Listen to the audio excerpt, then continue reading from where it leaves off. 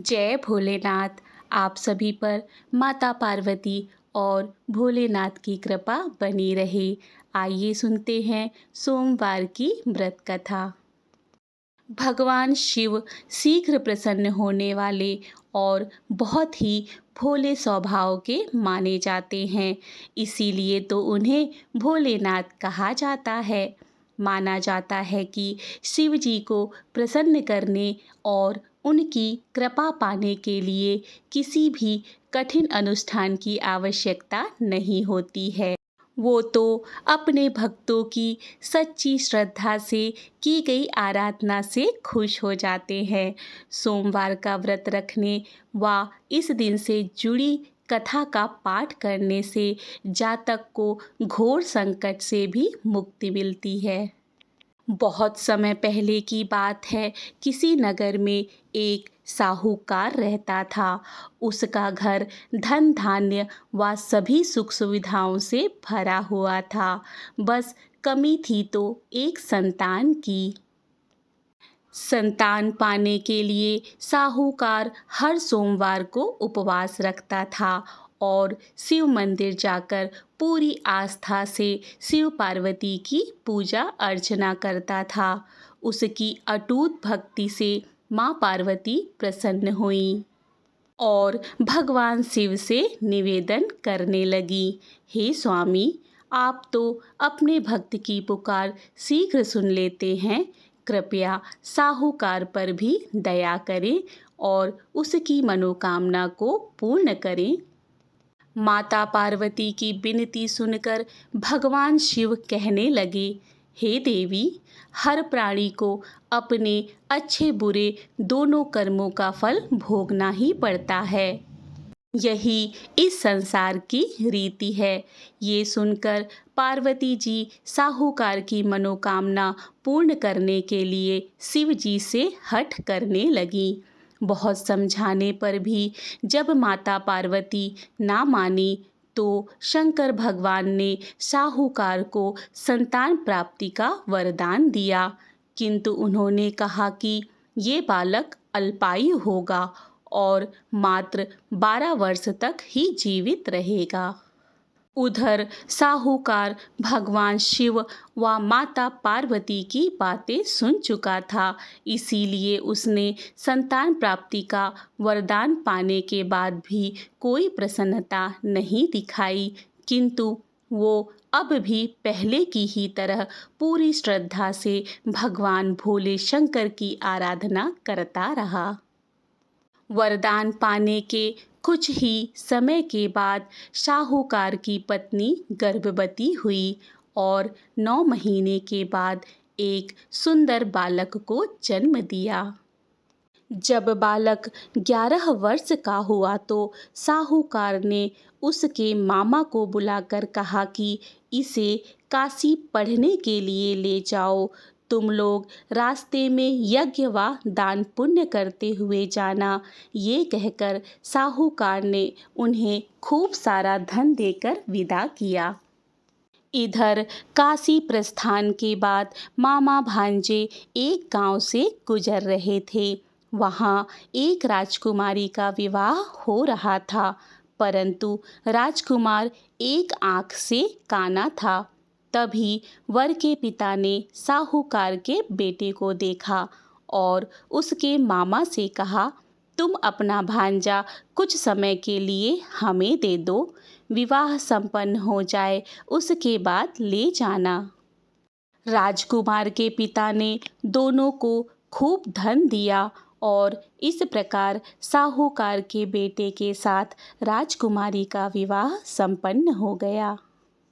साहूकार का पुत्र बड़े ही ईमानदार स्वभाव का था, इसीलिए उसे जैसे ही अवसर मिला उसने राजकुमारी की चुन्नी पर लिखा कि तुम्हारा विवाह तो मेरे साथ हुआ है, किंतु जिस राजकुमार के साथ तुम्हें भेजा जाएगा वह एक आंख से काना है।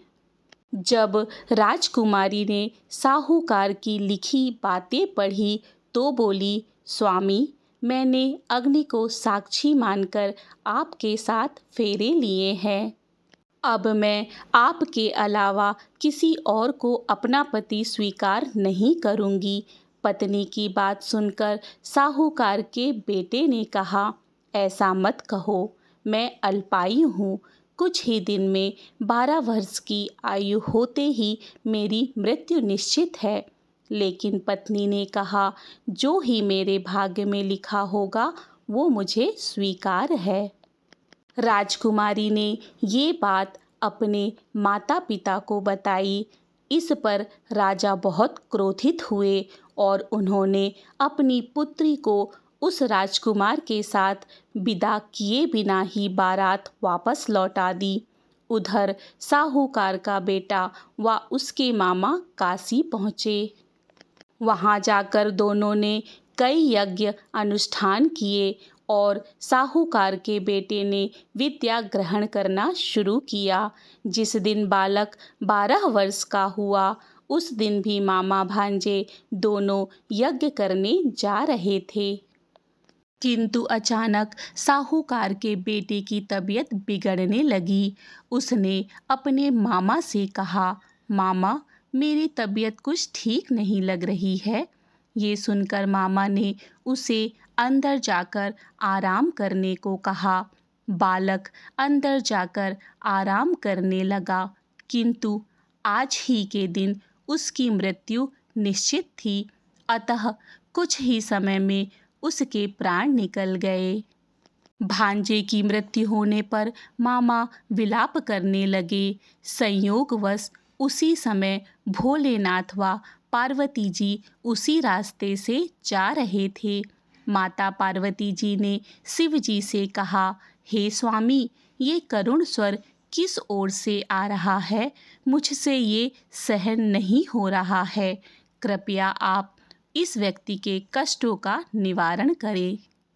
माता पार्वती की विनती सुनकर जब भगवान शिव मृत बालक के पास पहुँचे तो देखा कि ये तो उसी साहूकार का पुत्र है जिसका जन्म मेरे वरदान स्वरूप हुआ था और अब इसका जीवन पूरा हो चुका है। माता पार्वती दुखी होकर कहने लगी, हे प्रभु, इस बालक को मृत देखकर इसके माता पिता वियोग में अपना प्राण त्याग देंगे। इसीलिए कृपया आप मेरी विनती सुने और इस बालक को जीवन दान दें। पार्वती जी के निवेदन पर भोलेनाथ ने उस बालक को जीवन दान का वरदान दिया।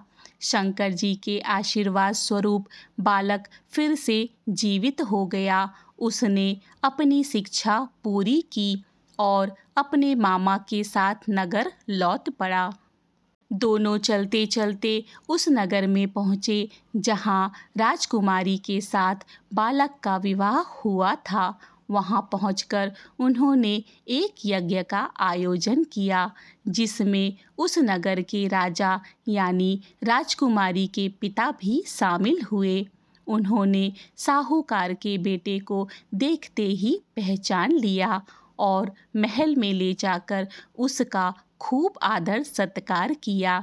इसके बाद राजा ने अपनी पुत्री को बालक के साथ विदा किया। इधर साहूकार पति पत्नी कई दिनों से भूखे प्यासे रहकर बेटे के वापस आने की राह देख रहे थे। उन्होंने निश्चय किया था कि यदि उनके बेटे की मृत्यु हो जाएगी तो वो भी प्राण त्याग देंगे।